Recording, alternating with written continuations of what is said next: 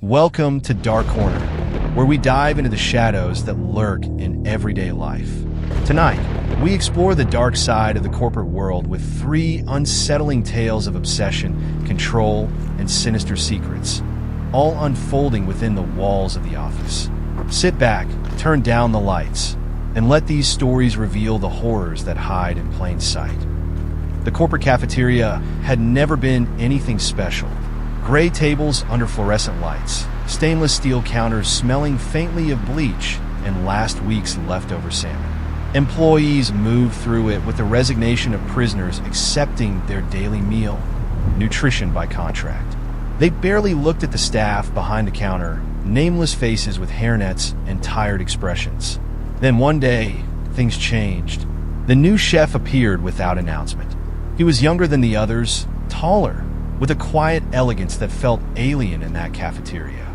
He wore the standard white jacket, though his sleeves were rolled up, showing forearms etched with precise, meticulous tattoos. His eyes, dark, sharp, followed every tray, every mouth that opened to taste his food. People noticed the difference at once.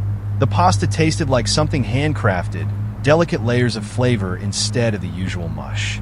The salads were suddenly a kaleidoscope of color, vegetables sliced so finely it felt sinful to disturb them. Even the bread, warm and crisp, like it had been pulled from the oven seconds before being placed on the tray, had a texture, a complexity that tasted out of place. Word spread quickly. Lunchtime in the cafeteria became a kind of performance, each dish arriving with a flourish. Coworkers whispered about the change. "Who is this guy?" they'd say, staring across the room as he arranged garnishes with surgeon-like precision. "It's like having a private chef." His name was Sebastian. It was just Sebastian, according to his ID badge. No last name, no title, just that smooth, singular name. One afternoon, when the line was particularly long, one of the executives struck up a conversation. "This is the best Caesar salad I've had in my life," he said, smiling a little too broadly. "What's your secret?" Sebastian looked up, holding his gaze for a second too long. There was a glint of something there, an almost tangible disdain, gone so quickly that the executive couldn't be sure he'd seen it. "It's all in the details," Sebastian replied smoothly. His voice was low, intimate, as though he were imparting a confidence. Good ingredients, precise cuts, and, of course, passion. The executive chuckled a little too nervously and moved on.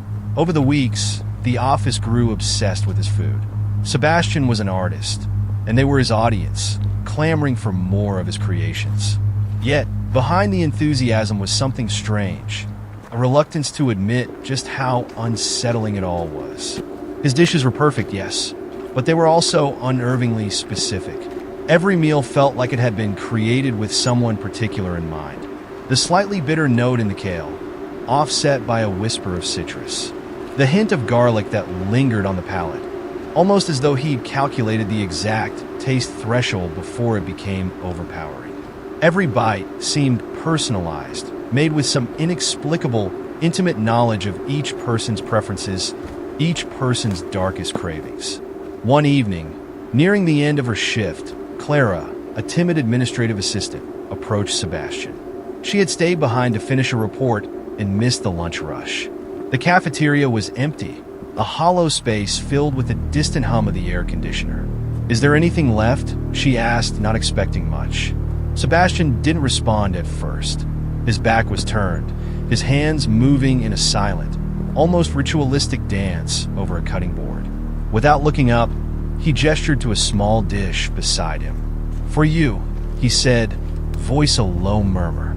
Clara took the plate, a delicately arranged selection of meats, cheeses, and some sort of dark, unfamiliar jelly. She picked up her fork hesitantly, feeling a strange intimacy in the way he'd said "for you," as though he'd been expecting her, as though he'd made this precisely for her. She took a bite, and a strange warmth filled her chest. The flavors were intense, overwhelming, each taste distinct, each texture deliberately placed. It was decadent, rich in a way that bordered on obscene. What is this?" she stammered, glancing up, but Sebastian was already looking at her, his gaze too knowing, too fixed. Only the finest ingredients, he replied, smiling. His teeth were white, impossibly straight, like the edge of a knife. Just what you need. Clara left with an uneasy feeling, but the taste lingered, a strange compulsion that gnawed at her. She tried to brush it off, but the craving returned, stronger each day. She found herself back in line, day after day, waiting to see what Sebastian would prepare for her. There was a thrill in it, an intimacy she couldn't explain, as though he understood her hunger better than she did herself. Then strange things started happening in the office. A junior analyst went missing. The rumor was that he'd taken a sudden leave of absence, though no one had seen him pack his things. Then, a temp quit abruptly, leaving behind a desk drawer filled with half-eaten granola bars and a diary page scrawled with paranoid phrases. "I can't escape," she'd written. "He's watching." But the food kept coming, and with each bite, the office murmured less about the disappearances and more about Sebastian's talent. He was a magician, they said, a culinary genius.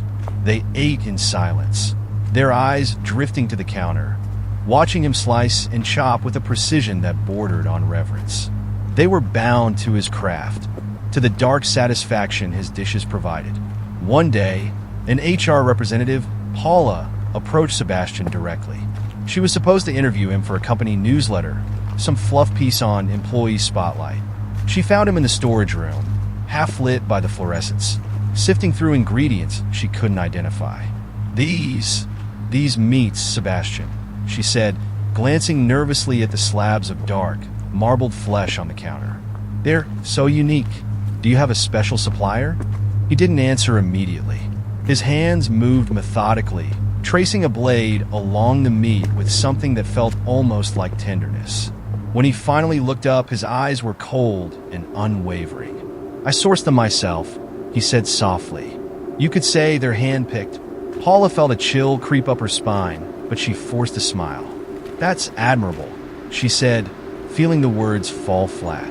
She left the storage room with a sense of dread, though she couldn't say why.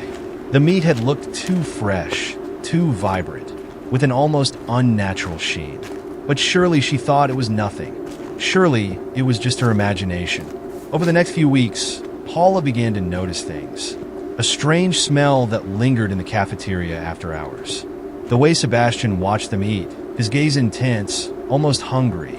How he knew exactly what they craved. How each dish seemed to pull something dark from their desires. And then one night, she stayed late. She couldn't shake the unease, the suspicion that had rooted itself in her mind. Quietly, she slipped down to the cafeteria, stepping softly, avoiding the spots of light that filtered through the doors. When she reached the storage room, her heart hammered in her chest. She pressed her ear to the door, listening.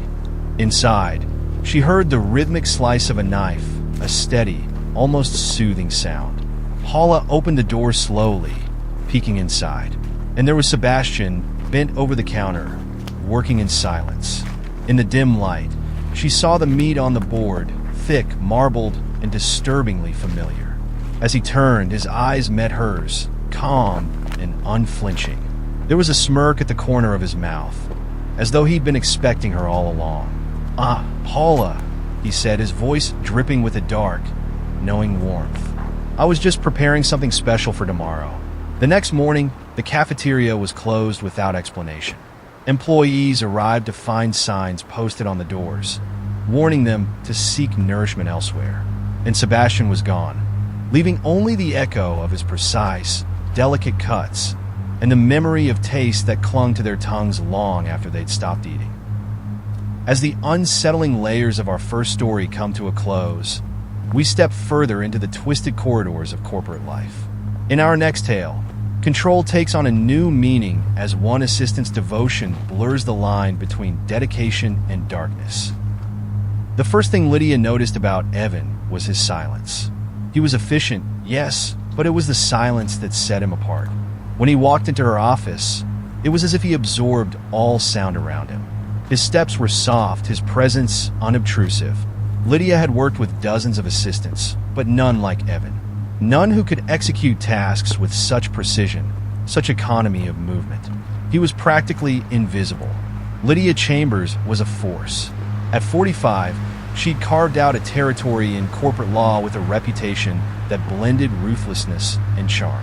She handled multi-million-dollar clients, boards of directors, mergers and acquisitions, and each of them required her absolute focus. Assistants came and went, unable to keep pace with her demands, her late hours, her perfectionism. Until Evan, from the very beginning, he knew exactly what she needed. He arrived before her, organizing her day with military precision. Her emails were sorted and highlighted. Her coffee was on her desk at 8:03 every morning, exactly as she liked it, dark with a single spoon of sugar stirred 6 times. Lydia noticed the details, though she never mentioned them. She didn't have to. Evan understood. It was like he'd studied her for years. On his 3rd day, she asked where he was from. "I've worked in different industries," he replied with a slight smile, his voice smooth and controlled. "I was in finance for a while. I appreciate the structure, the predictability." She nodded, feeling something like relief. An assistant with a background in finance meant he understood the intensity, the need for precision. And yet, there was something unsettling about his answer, a sense that he hadn't really answered at all. But Evan was effective, and that was all she cared about. Weeks passed, and Evan became indispensable. He anticipated her needs before she even voiced them. Meetings were rearranged before she realized the conflicts. Documents appeared on her desk before she asked for them. Once, at a company event, Lydia watched him across the room as he coordinated guests with that same eerie efficiency, his movements graceful and deliberate, as though he were part of some unseen choreography. But there were other things too, small, almost imperceptible details that crept in as the days turned into weeks. Once, she found him in her office late at night, going through her calendar, the glow of the screen illuminating his face. She hadn't told him to stay late, yet he was there, lingering, as though he were waiting for something. He looked up, and in that brief moment, his eyes met hers, calm, unblinking, unashamed. "Just making sure everything's ready for tomorrow," he said smoothly, as though he'd anticipated her finding him, as though he knew she wouldn't question it. She let it go, though a slight unease settled into her mind. Perhaps he was just thorough. Perhaps he took his job seriously. Too seriously, maybe, but in her world, ambition was currency. She needed someone who took things seriously. But as time went on, it became harder to ignore his presence. Lydia was the type of woman who kept her personal and professional life meticulously separate. Her apartment was a sanctuary, a place no assistant had ever stepped into. And yet, small things began to happen that left her feeling strangely exposed. One evening, she received a message from Evan. "Left your favorite wine on your desk. Enjoy your evening, Miss Chambers." It was a bottle of Chateau Margaux, the exact vintage she preferred, something she hadn't mentioned to anyone in the office. She picked it up, turning the bottle in her hands, feeling the label under her fingers. Her heart quickened. How could he have known? The next morning, she confronted him. "Thank you for the wine, Evan, but how did you know that was my preference?" Her voice was calm, but she could feel an edge of unease beneath it. He looked at her, his expression serene, almost unreadable. "You mentioned it once at a meeting with Mr. Carlson last March. I'll make it a point to remember the details." She didn't remember saying it, but maybe she had. After all, he was perfect, too perfect. She tried to convince herself that it was simply his attentiveness. But that sense of exposure only grew. Over the following weeks, Evan's presence began to infiltrate the rhythms of her life. Her dry cleaning would appear in her office, hung and pressed without her having asked. She'd find her favorite salad on her desk at lunch, exactly the way she ordered it from a place she rarely mentioned. Then, one night, she found him in the parking garage. She'd stayed late, trying to clear her head, but when she walked toward her car, there he was, leaning against the wall, hands folded calmly in front of him, waiting. She froze, pulse hammering as he looked up, meeting her eyes with that same unwavering calm. "Didn't mean to startle you, Miss Chambers," he said smoothly. "I just wanted to make sure you got to your car safely." His voice was warm, his smile courteous. She forced herself to nod, to thank him, but her skin prickled as she turned, feeling his gaze on her back, a weight that pressed her spine. She climbed into her car, hands trembling as she gripped the wheel, resisting the urge to look back. After that night, the feeling became unbearable. She couldn't prove it. There was nothing concrete, nothing she could point to and say, "Here, this is wrong." But Evan was always there, always watching. His silence, once reassuring, now felt suffocating. She found herself double-checking locks, scanning her office for hidden cameras, feeling his presence even when he wasn't there. The breaking point came one evening, when she arrived home and found a note on her kitchen counter. Just a single line, written in his neat, deliberate hand. "Everything is under control. Sleep well." Her hands shook as she read it, her mind racing. Her apartment was locked. No one else had a key. She felt a chill snake through her spine, a realization sinking in that went beyond fear, beyond reason. He had been here. He had been in her home. The next morning, she called him into her office, her heart pounding as she braced herself. She would confront him, demand an explanation, make him understand that he had overstepped, that she would no longer tolerate his intrusions. But when he entered, he looked unbothered, almost expectant, as though he'd anticipated this moment, calculated her every move. "Evan," she began, her voice barely holding steady, "this has to stop. I don't know what you think you're doing, but this isn't appropriate. I don't need you in my personal space." For a moment, he just looked at her, his gaze calm, almost pitying. And then, with a gentle, almost affectionate smile, he said, "I only want to help, Miss Chambers. To protect you. From everything." His words hung in the air, a promise and a threat wrapped in one.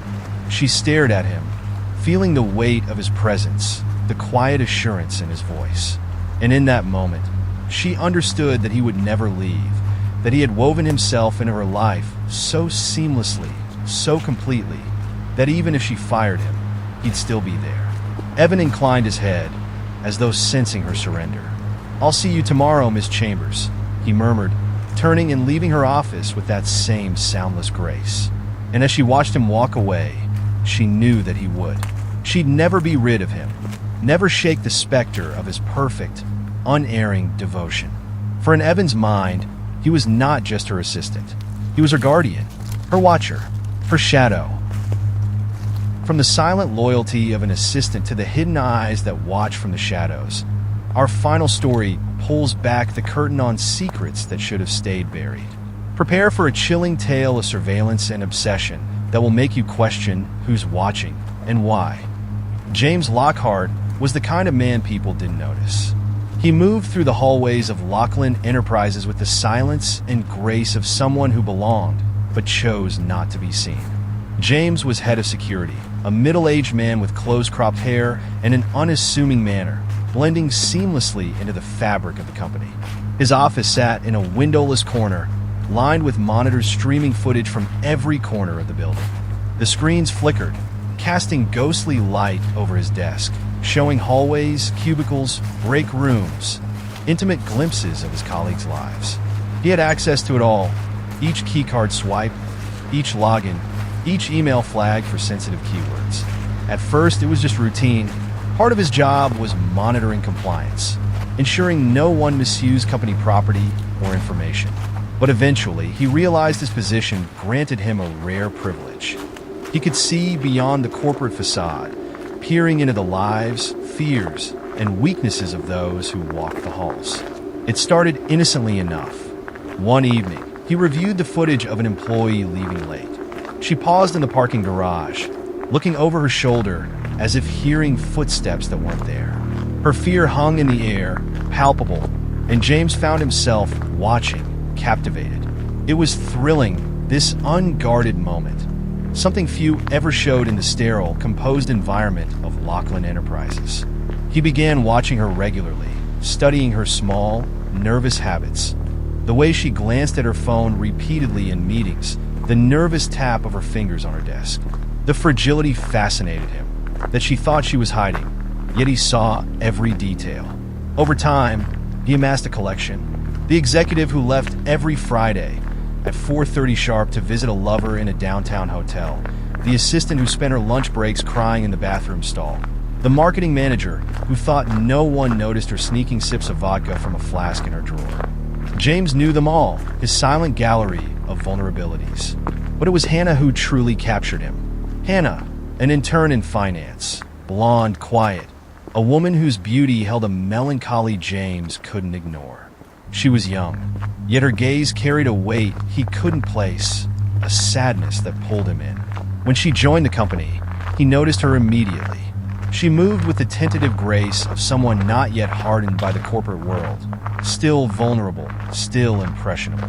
Every day, he reviewed her emails, read her messages with a hunger he couldn't explain. He followed her with the cameras, watched her stare blankly at her screen as though lost, watched her walk home alone, head bent against the city's chill. She fascinated him in a way that no one else had. The quiet way she moved, the way she concealed her inner life behind polite smiles. It was intoxicating. One evening, she stayed late, poring over a spreadsheet with the same exhausted determination that had become her signature.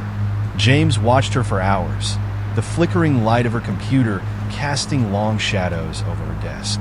Just after midnight, she closed her laptop, rubbing her temples. Exhaustion etched across her face. She leaned back, sighed, and opened her bag, pulling out a small leather-bound notebook. He zoomed in, his eyes riveted. She flipped through the pages, her fingers trembling slightly, and began to write. She didn't realize the camera was capturing every word. James leaned closer, reading over her shoulder, feeling as if he were inside her mind. The words were raw, intimate confessions, frustrations with her job, the isolation of city life, the feeling that she was slowly being crushed under the weight of expectations. It was the purest glimpse he'd ever had into her, more than emails or footage could ever reveal. He printed a few pages, the ink still wet as he held them, feeling as though he'd stolen a part of her. He filed them in a locked drawer in his desk, under the label H. Lockhart. He knew he should stop. He told himself he was crossing a line, but the allure was too powerful. Every day, he would read more of her journal, adding to his collection, filling his drawer with her secrets. Then came the day she noticed. She was in the cafeteria, clutching her notebook like a lifeline, eyes scanning the room with a nervousness he hadn't seen before. She opened it slowly, and then froze, her face draining of color. James could almost feel her horror as she flipped through the pages, seeing where someone had removed sheets, thin perforations left behind as evidence of his trespass. Her lips parted, eyes darting around the room as if searching for a ghost. She was unraveling, and he savored it.